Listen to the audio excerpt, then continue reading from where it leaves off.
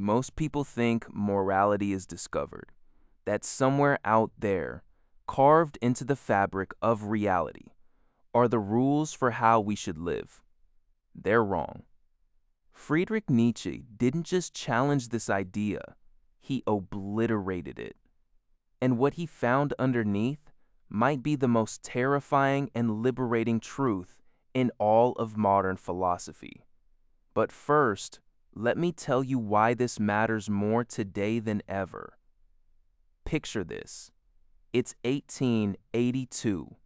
Europe is drowning in the certainties of tradition, religion, and social order. Everyone knows their place.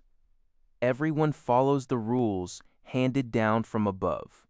Then along comes this pastor's son from a small German town, a brilliant young scholar who was supposed to become a pillar of respectable society.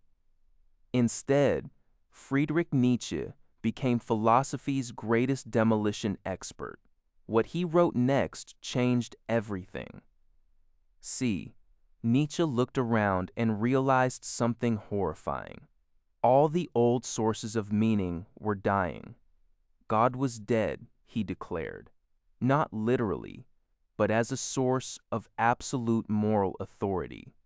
The ancient wisdom that had guided humanity for millennia was crumbling. But here's where this isn't about domination. It's about the fundamental drive in every living thing to grow, to expand, to overcome obstacles and become more than what it was. It's the force that makes a plant push through concrete, that drives an artist to create, that compels you to get up every morning and face another day. But here's where it gets revolutionary in terms of modern philosophy. Nietzsche realized that this will to power doesn't just drive our actions, it creates our values. Think about it. The values you hold: justice, compassion, success, authenticity. Where did they come from? You probably inherited most of them from your culture, your family, your society. But what if those weren't the right values for you? What if they were actually holding you back? This connects directly to ancient wisdom traditions, even Stoic philosophy. But Nietzsche takes it further. The Stoics taught us to live according to nature and accept what we cannot control. But Nietzsche asks, what if we have more control than we think? But there's something even more shocking about what he discovered. Here's where Nietzsche gets dangerous and liberating. He believed that but this connects to some of the most profound life lessons in human history. This isn't just modern philosophy. It echoes through ancient wisdom traditions. The Buddha talked about finding your own path to enlightenment. Jesus challenged the religious authorities of his time.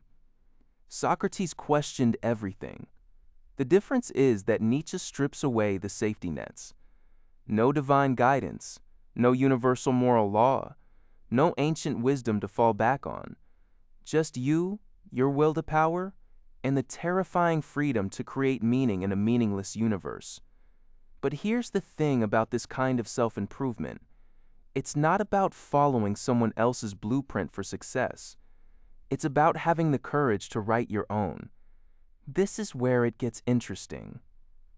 Now, we come to Nietzsche's most misunderstood concept, the Übermensch or overman. This isn't about racial superiority or political domination. Those are perversions of his ideas that he would have despised. The Übermensch is anyone who has the courage to create their own values and live by them.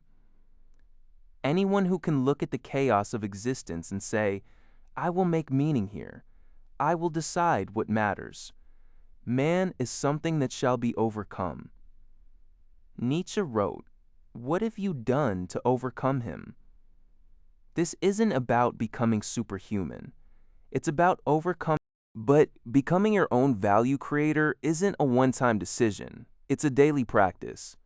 Every morning you wake up and choose, Will I live according to someone else's definition of success, happiness, and meaning?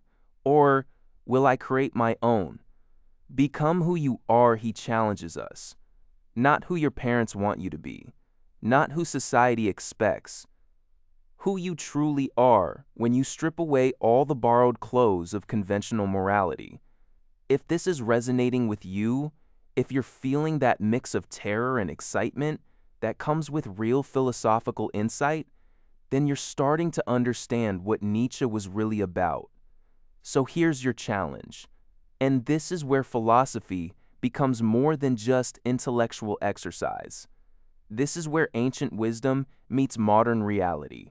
Start questioning everything, not with cynical nihilism, but with the creative spirit of someone who's ready to build something new.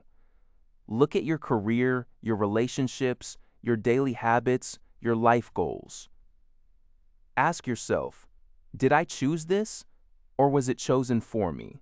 This isn't about rejecting all conventional wisdom or ancient philosophy. The Stoics, the Buddhists, the great wisdom traditions, they all offer valuable insights. But Nietzsche reminds us that ultimately, you must choose which wisdom to accept, which values to embrace. What does not kill me makes me stronger. His most famous quote. But understand what he meant.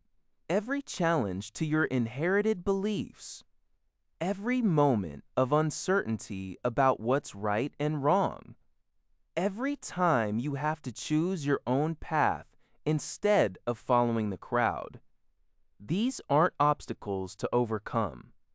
They're opportunities to become who you really are. This is self-improvement at its most fundamental level, not optimizing someone else's definition of success, but having the courage to define success for yourself. And if you want to explore more ideas like this, philosophy that doesn't just make you think, but actually changes how you live, then you know what to do.